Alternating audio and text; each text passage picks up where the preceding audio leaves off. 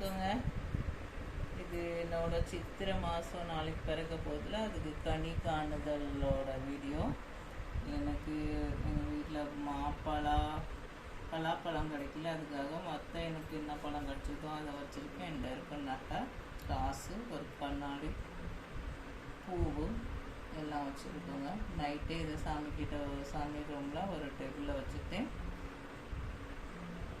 இது காலையில் எழுந்திரிச்சு நம்ம இது இது காலையில் கண் விழிச்சோன்னே இதை பார்த்தோம்னா அந்த வருஷம் பூரா நமக்கு நல்லதே நடக்குன்னு ஒரு ஐதீகங்க.